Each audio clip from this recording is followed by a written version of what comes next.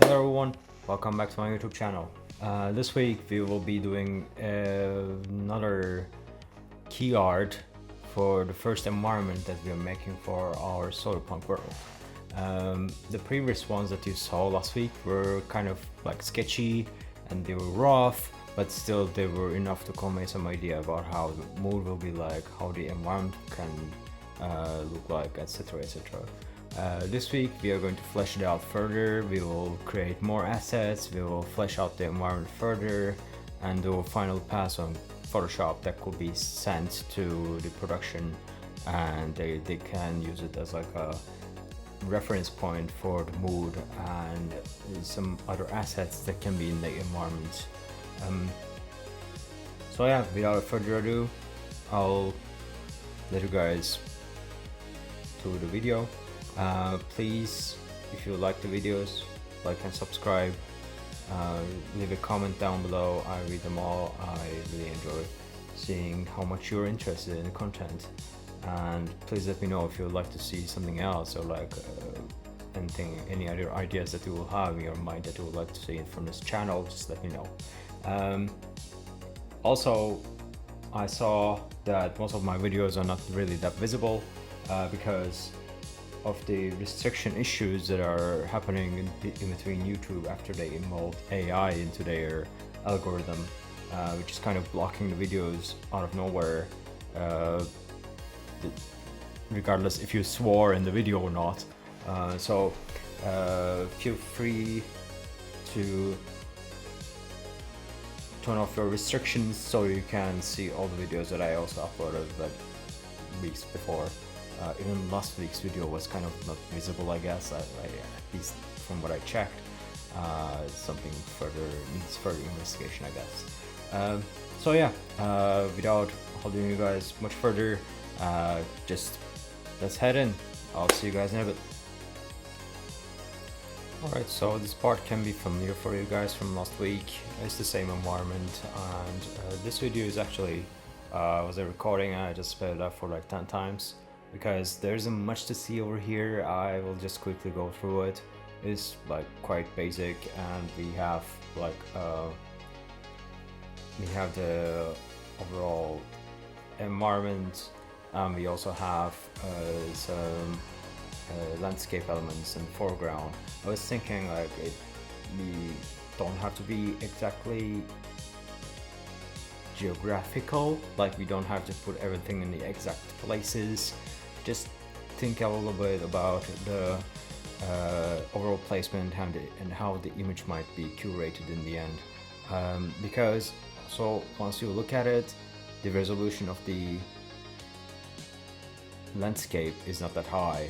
So I was thinking like maybe I can use like high resolution assets for the foreground, and then use the actual like Gaea environment in the background and the midground. And in the midground I might also scatter some high resolution assets just to have like prettier view, because the resolution is quite messy over here. You can see I added some cars, I added some river, and then we will set off from here. I think it's a good start for us. We also have like rough volumes and stuff, which we will add more into them later. I'm adding more landscape elements. So from here it's mega scans, by the way. I just dropped them directly from the bridge, and I'm mostly just thinking about the foreground right now, and also adding some cameras and stuff. Adding these planes, the planes that have some Musgrave on them, and like Musgrave has an alpha texture that will also help us give this feeling that it is like a huge amount of cloud and far back from the right hand side of the composition. I'm adding a few more elements there, as you can see on the midground. Those are also like some chunks from Megascans, just to have some high detail assets in our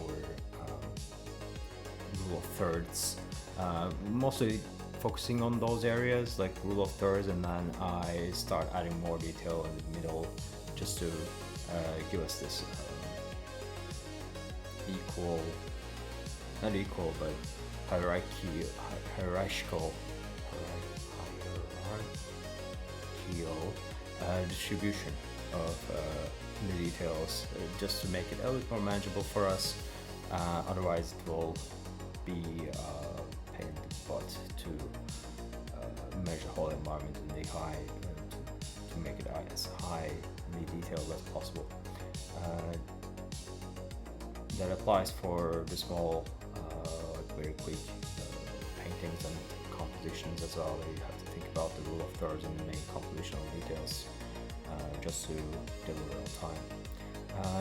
I'm playing around with the lighting a little bit. Some of them are too bright for my taste, especially like not for my taste, but for this environment. That's not actually the mood that I wanted to cover. So I basically wanted to have this like moody feeling to start with, especially on the right hand side, and on the left there can be some indicators of some light coming to the environment to just hit on the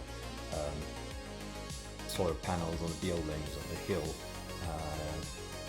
just to give this like moody but still not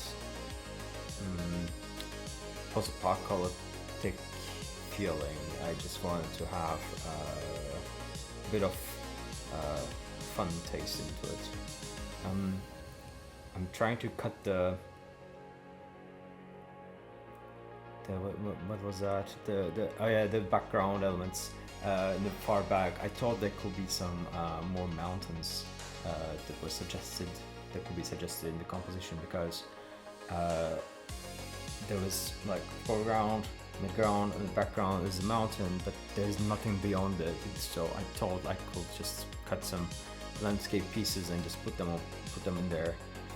Also, I think in the middle I didn't record that part, but I also realized that my texture quality in there was quite low. I was actually using 2K textures for the landscape. Either this or the next one I will realize in that. And then I kind of replaced it. Still though, the fidelity wasn't really on the point that I wanted to reach. I'm adding some textures on the water.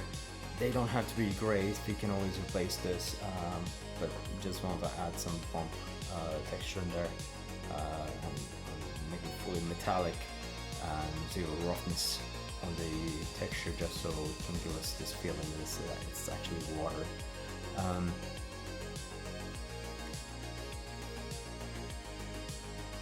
just wandering around a little bit and just to see if the river is in the right position, and I'm also trying to troubleshoot like a problem with scattering the landscape elements. I just don't know like what was the issue there. The foreground, I thought there could be some like wetness on the ground just to give this like juicy feeling there, you know. Otherwise it will look like way too dry and like way too yeah, some reflections on the ground always makes things pop a little bit, and that's what I was actually looking for over there, because wet ground means mud, and we can do a lot with the mud. We can give a lot of movement with the mud, especially when there is like tires just hitting on it.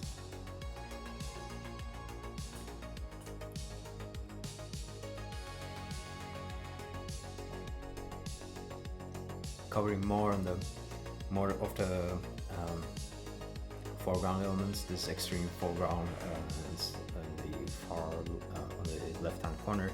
I was having some issues with the bridge over here, so I just imported the models and just textured them myself, and like dropped textures from the folder. I just don't know why bridge does that. Why it just updates itself like very frequently. So I think they're kind of having a hard time to catch up.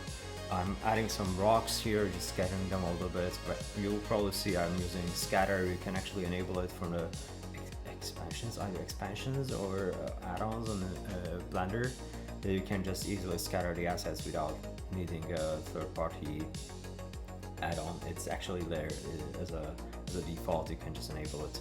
I find them really useful actually to scatter rocks or trees and stuff. I kept some of them in the end, you will see, but yeah, still like for very quick concepting and just if you want to see send something that's like rendered in 3D to the production, I think it's quite useful because it's kind of difficult to like paint over sometimes. It depends on the situation.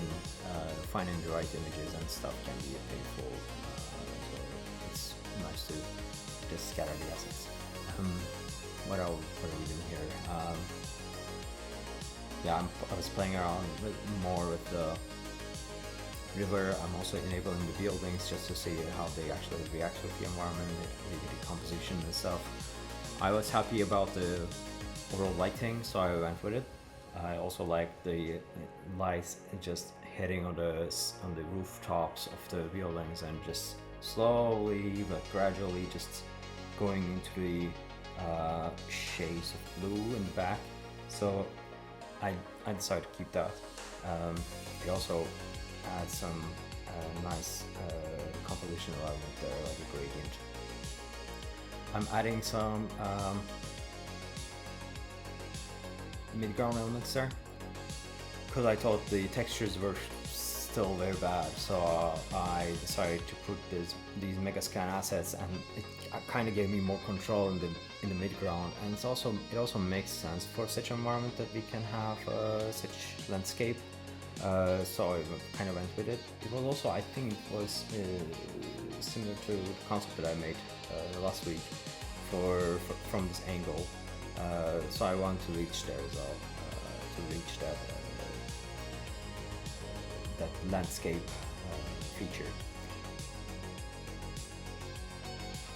Just shifting stuff, and I also thought that the colors weren't really matching together, and they were kind of feeling washed out as well. So I just like decrease the specularity a little bit just to amp up the colors. If you increase the specularity, it comes as 1.5 as default. Things might look slightly washed out, and unless the stuff that you're doing is kind of wet or like varnished or painted with some what's it called? Like I think they also still kind of use like a type of varnish to on the walls. They can create some specularity, so it's good to increase that specularity depending on the surface that you're going to make. For example, for the foreground, I use like a bit of a higher like a specularity, like IOR. But for the midground, I decrease the specularity a lot because I mean it's in the far back and I want to look vibrant. So yeah, it just I have to balance it myself that way.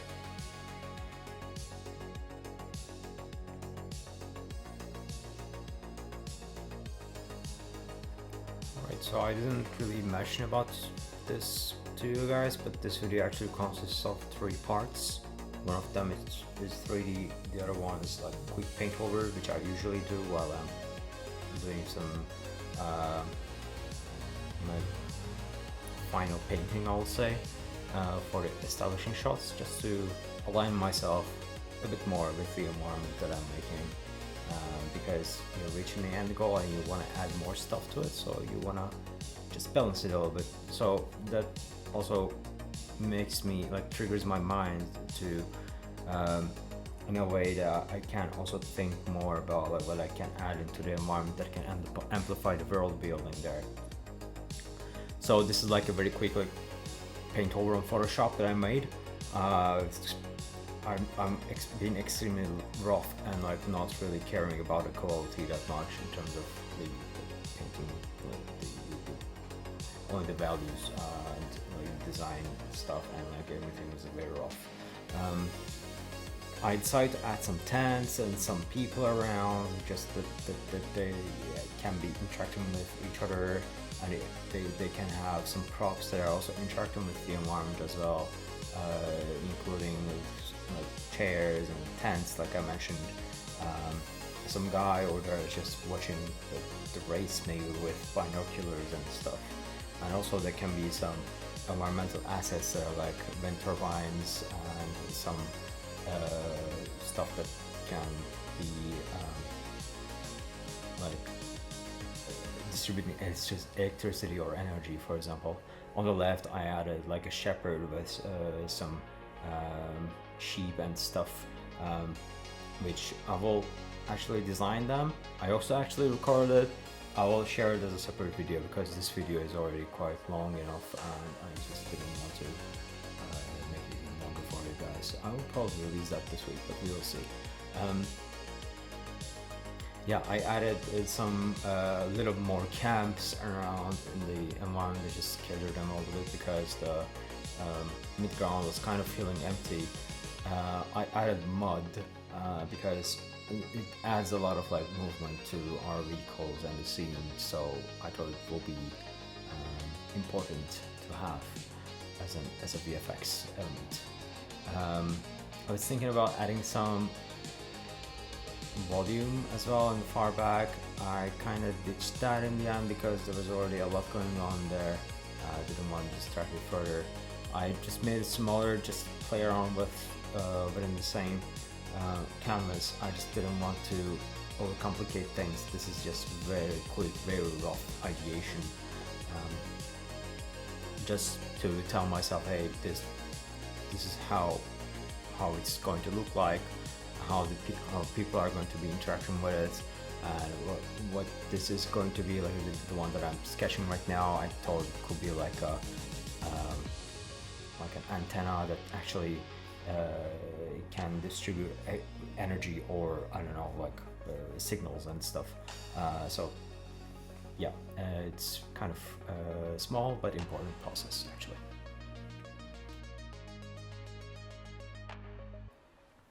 Alright, so here we are. I think this is why we were here for this video. Excuse me for this little recording over here is in a very low resolution. I'll fix that in the next one. Yeah, but it's going to be short anyways. I gathered some references that I already had in my library, which is mostly an Icelandic pack, which also probably have thought that it's quite resembling those landscape and geography. I just gathered those images and put them up all into the group, and yeah, I started like scattering the images roughly into the environment just to have like a little bit of an overview about how it might look like. I don't really care about the color grading and such in the current stage, because I just wanted to see how they actually can be integrated with the environment. I can imagine it while I'm doing it, and eventually I just go back to them and do like a slight color grading on every part that actually requires some care. I have I actually rendered like a clown past it, so I can mask out some of the elements, especially the foreground, midground, background elements. It makes things a lot more manageable for me, otherwise it might become messy. The one that you just saw was kind of like a faulty render. The right way to do it for me is to just put camera clipping and just divide it in 3 stages, like 3 elements in the whole composition. What I'm doing here right now is adding more rocks and stuff. I'm basically replacing some of the most 3D looking rocks, especially in the foreground, because foreground is the part that we're going to be focusing on, and it's like basically it's just near us, so I didn't want the user to the audience to look and feel kind of weird when they look at this stuff, because they might already think that okay, it's 3D, so I just wanted to play around with that by adding some like photo elements there, just so that they can, once they start observing the shot, they will feel like, okay, this is kind of real to me. So the first thing that I do is that I just photo bash the foreground elements and then start moving on to the midground and background, but mostly thinking, okay, which parts are going to be observed the most by the user. So in this case, I was actually thinking like the thirds mostly and the center, and it can dissipate to the sides of the composition depending on how much time we have in our hands while we are making this concept.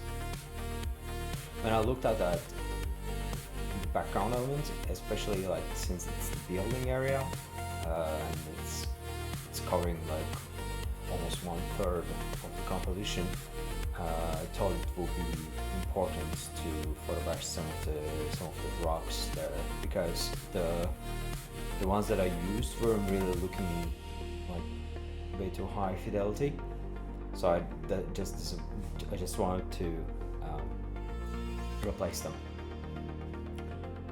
As you can see here, I'm kind of struggling with color grading, but it was because like my mind has stopped while I was working on it, and so I just paused a little bit and I thought like, oh, am I going to do this? Because the problem is like the photo that I was going to photo bash had a lot of like sunlight, so I had to somehow flatten it a little bit. So I used the darken layer by grabbing color from below and just slapping it on and just playing around with it a little bit to just to have this like overcast look on the rocks. Same doesn't apply to this because sunlight is actually affecting the colors and the contrast in rocks over there, because it's the sunlight, and I just wanted to integrate it as good as possible there, because it's also in our thirds and it's one of the focal points. So what I did over there is just I grabbed some of the information from below again, from the 3D render. So I just put the darken layer and about like I don't know if I use the darken layer, but I use the color or hue or color there to integrate further into the crevices.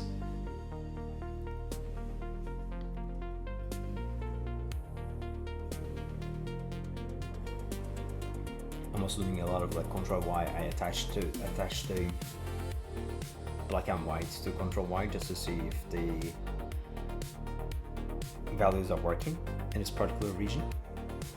But in general, it's better to do a double check while you're working and just press Ctrl Y and just do like hue or saturation, like layer, like make it visible or like invisible, just to do that checkup. I didn't like this mountain piece on top, so I wanted to erase it or make it slightly dim, so that the environment there will pop better. But I was kind of having an issue with that overall, like around the ending. So I especially I didn't really pay attention to the layer hierarchy there, so it kind of created a problem.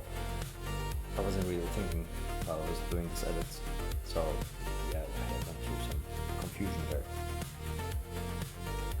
That happens.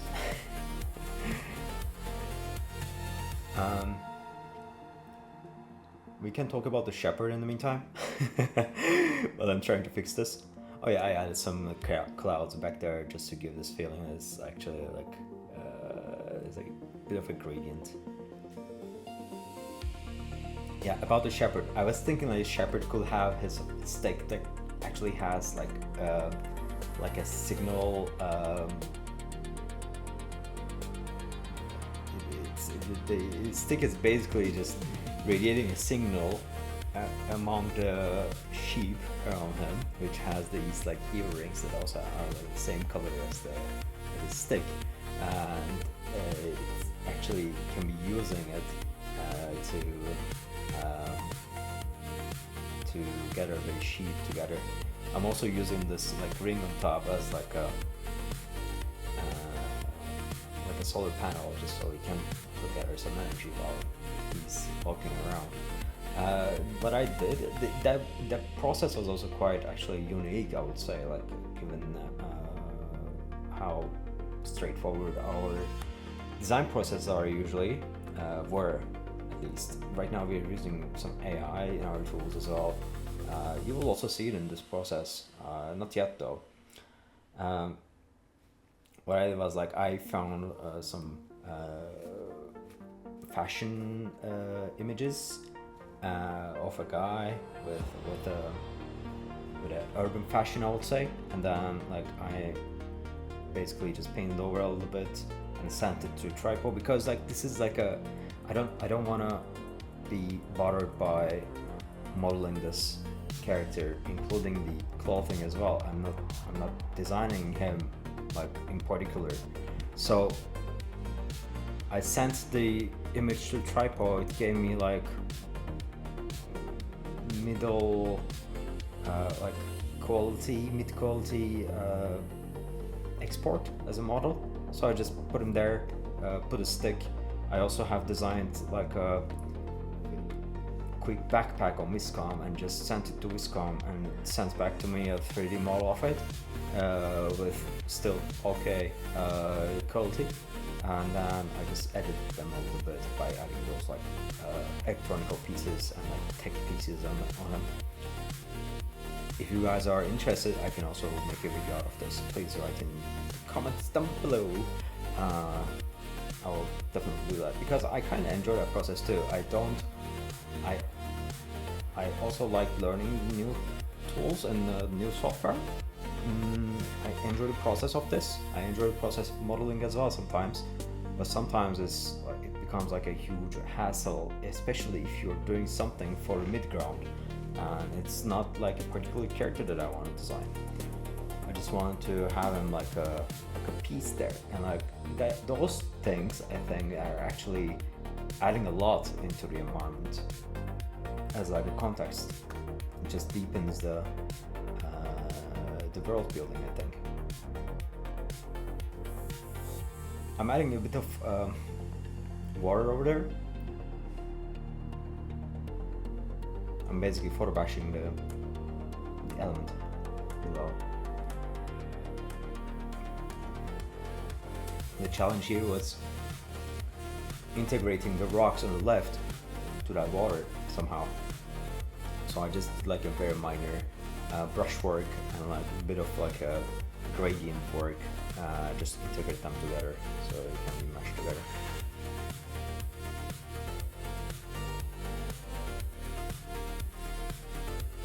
I'm doing some color grading there. I'm using curves. I'm also using levels, because levels are there for contrast and curves are there for color. For this case, there was a lot of like blues in the environment, so I use the blue curves and sometimes red and green curves to just tweak them a little bit to downwards to amplify the blues. And then I had to put in some unsharp mask on the images. Luckily I was using the reference from one source, except for they're lost, and their amount of chromatic aberration and blur was quite similar between those. So I tried to use the unsharp mask to match the sharpness of those images to the render below, otherwise they would look kind of off.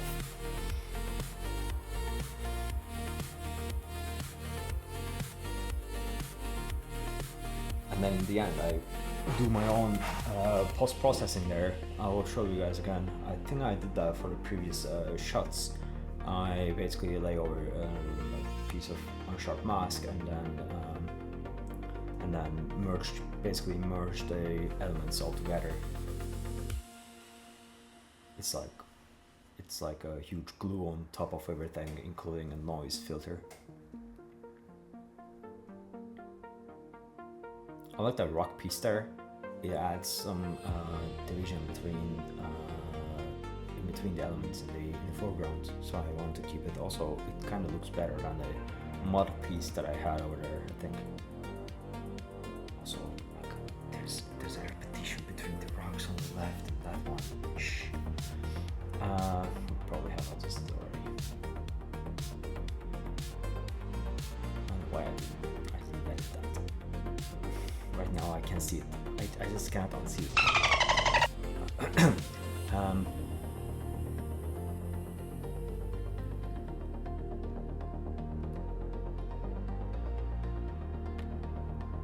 Yeah, here I'm using the generative AI in Photoshop, because it will take me a long time to merge this like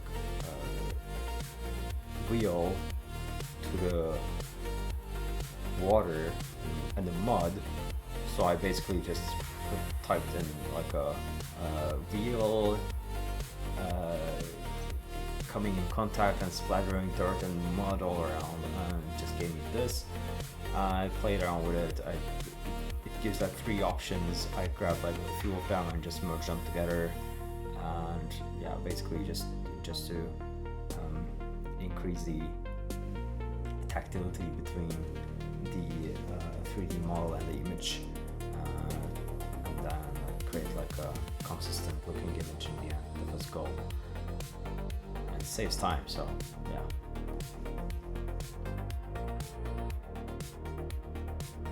For the cars in the further back and a little bit on the foreground, I kind of used bits of like brushwork. And the more brushwork that you put, if you are not really careful about it, the image will start looking painterly. So I want to avoid that a little bit in this case. But yeah, for the small parts, I basically used brushwork. So I'm looking at the images to photo bash onto the foreground, I think. Oh no, I was trying to do that for the wheels. You can actually use a blending option to just get this mud onto the wheels. Then it didn't really work for this case. I should have searched for some other image and then like color graded and stuff. So I just think that I just did that with some brushwork. Also for this like furs for the characters, I didn't want to paint over, because if you paint over it will look painterly. So I basically used generative AI to just slap some onto the parts that are kind of visible, that the skin was visible in some of them, so I just wanted to cover those parts. It was like a floating rock over there in the foreground, so I just edited that with generative AI. I think for such cases that it's useful. It's not giving the greatest quality of the image, especially if you're doing on a large scale. But for the small parts, I think it's useful. I'm playing around with the values a little bit because those sheeps weren't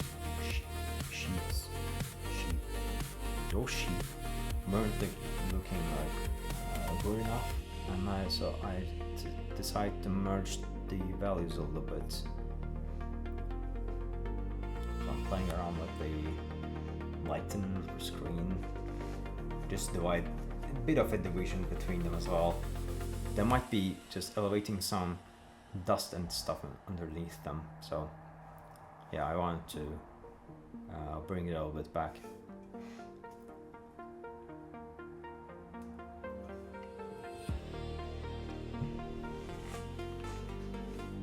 Also, they're kind of looking way too static for me, especially the guy over there right next to the shepherd. I think it looks kind of like too static. So I'll add some motion blur to it in the very end. But I think you saw it. Right now I'm adding back some shadows because they were already in the 3D. It's kind of difficult to bring it back from 3D. You have to do a lot of like paint over to it, so I decided to put like a multiply layer and just paint over it. Especially for the sheep over there, if you add a little bit of a contact shadow, I think it adds a lot to the image. Like kind of makes them belong to the environment more. Otherwise they will be kind of weird.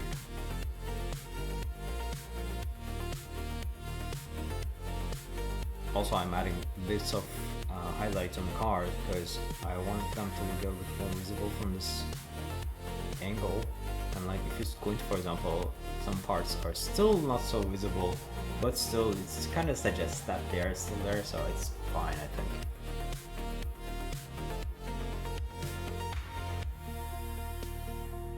Yeah, but I do a bit of a squinting there just to see if some parts are visible or not visible, so I'm adding some highlights on some parts. Still might need a bit of more work. That also depends on the artist, you know. The more talented artist can see a lot more errors here than I do. That's what's actually making it special. I'm adding some binoculars to the guy here. You can see I'm also painting over actually, because he's in far left, far right, and far on the sides, and I don't think we should be really caring about the image that much. So if you're using your brushes in a clever way, they will not be even distinguishable. I'm adding some highlights on the thirds there. I wanted that part to especially pop out,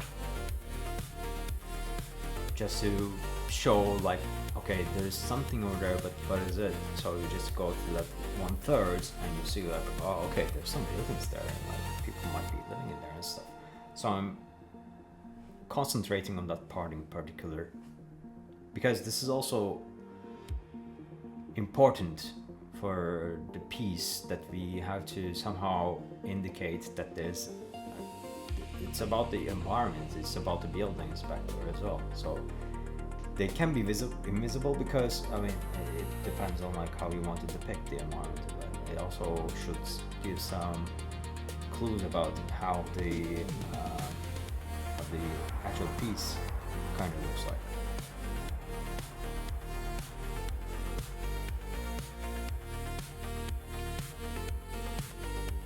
Adding more highlights to put them together.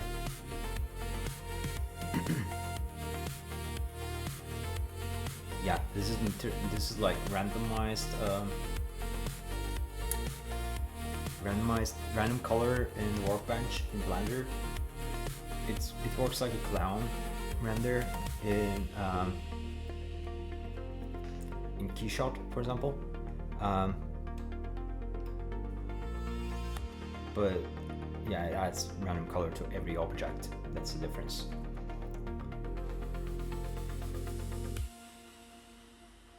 I'm adding some atmosphere in back. I could have actually moved that guy to the right a little bit, because right now it's kind of doing a tangent between the pole. The two poles are kind of doing tangent, which kind of bugs me a lot right now.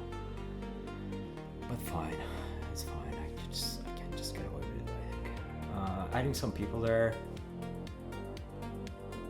I think it's nice to have that life in the midground as well. We cannot see people from in the background, so I decided to add some to the foreground and midground. Just a suggestion. Adding more dust. This is not smoke. This is dust. So they're different. Dust has chunks, and their weight is different, and they can add a lot more volume to the environment. Not that way, but it's like a solidified volume, you know. The smoke it's volumetric, more volumetric than dust. Also, dust also has a lot more like particular particles, like small particles that are still visible and they're still moving around. So I think it adds some noise and some more life into the piece. I'm painting over it a little bit, just some mud can be like moving around the car, and like some mud can be splashed on the ground. Like while mud is a piece of mud is splashed, it can also drip some dirty water, some dirt underneath. So there can be some lines of dirt or mud or water can be also dripping from it, like with a slightly higher viscosity. It's better to include such small details to make things a bit more tangible, I think. I photographed this clouds over there because the previous clouds were kind of looking way too simple.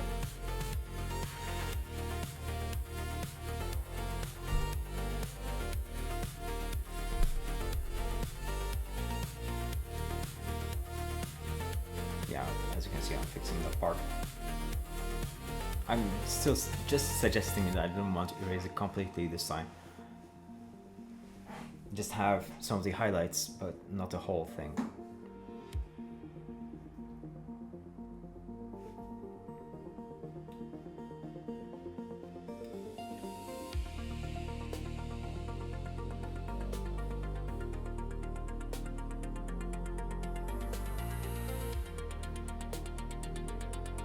Going back again, it's nice to see do some back and forth,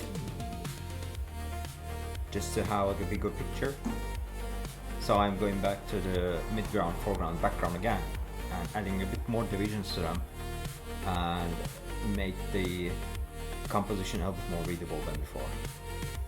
And like before this, I didn't really have enough separation between the midground and the background, and when I add this little bits of atmosphere there, I think it adds a lot of depth to it as well.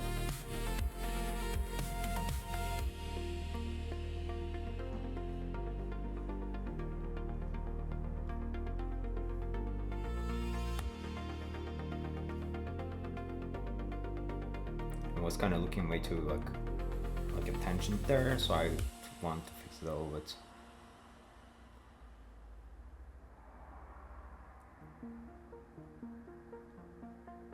Yeah, I'm still trying to fix some of the layerings, and mountains in the far back kind of lost. I had to bring them back. The problem is like the bottom one still has some textures and stuff coming over, so I had to paint over them, over the clouds, and put some clouds and bring some balance to it a little bit. But still, it's like a little suggestion, you know, like can be some clouds, but still there's some mountains as well peeking out in between them. I'm playing around with this idea as well, just to show that this is like a volcano actually. Like it's a flat surface on top, and there can be some peaks that can be visible from far back. I want to experiment with it, but I wasn't really happy about the results, so I kind of ditched that in the end. Here I'm trying to do something with this character. I was thinking like I can add some drone there, but drone kind of looks like a dirt in the composition, so I erased that. And also somehow I missed the characters as well. I don't know where those characters went in the background, so I'm kind of painting over them now, painting them back into a piece. They don't look as good as before. Anyways though, it's not that visible, just to show that there are some characters there, there's some stick figures. I think it's already enough.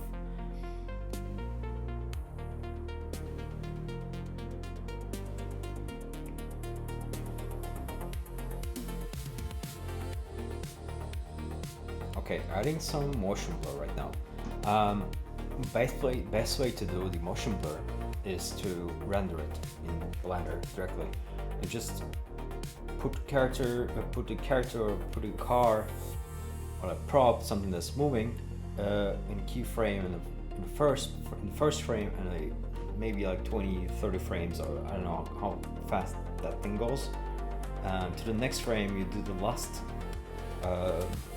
position, and then you pick a frame in between, and you just render it from there.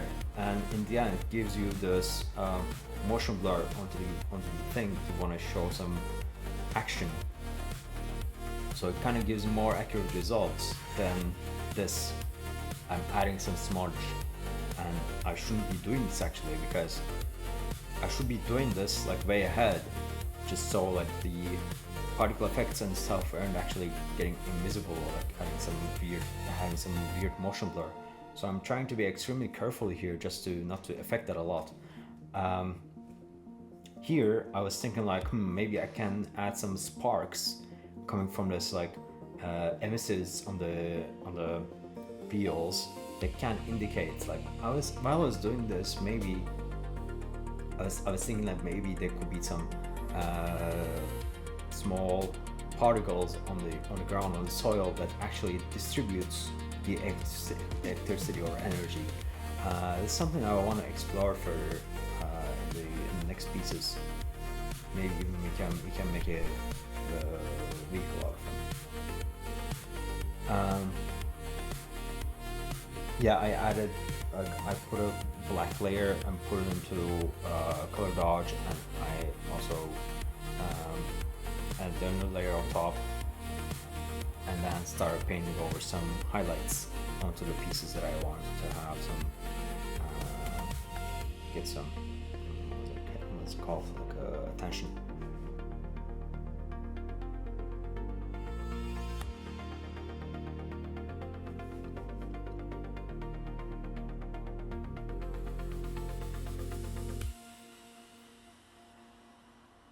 Also adding some lens flares.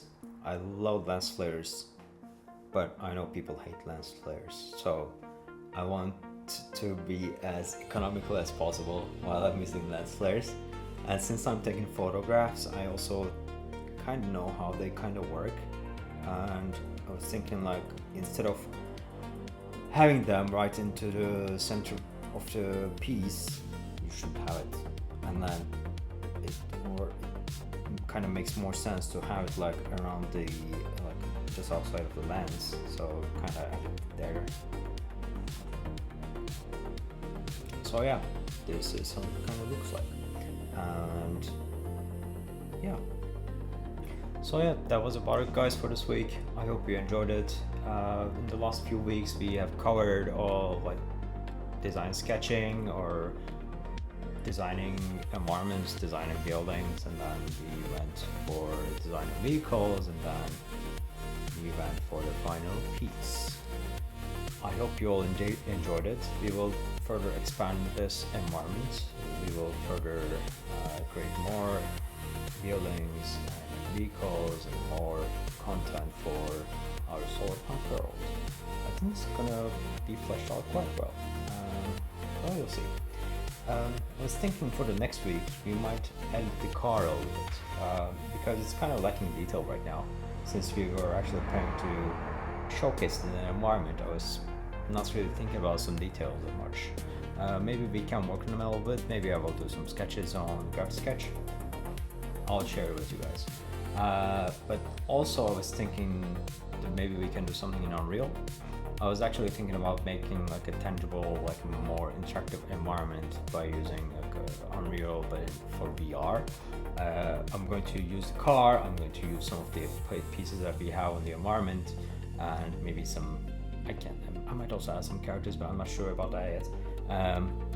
But yeah, I wanted to have something more tactile, that I want to feel the atmosphere in there. So we will see. I can't really promise right now because it might be like a bigger project. But yeah, we'll see. We'll see what will come next week. So yeah, I hope you guys enjoyed it. Thanks for putting up with me for like an hour. I hope you enjoyed the ride. If you like the videos, please like and subscribe. There's a lot of like people came in last week. I think it was like 15-20 people. It's so nice to see how people are interested to it. Please, if you have anything else to add up, please write a comment below. Just contact with me if you have any questions. I'll be very happy to help. Yeah, thank you for being here. Thank you for your support, and I'll see you guys next week. Bye bye.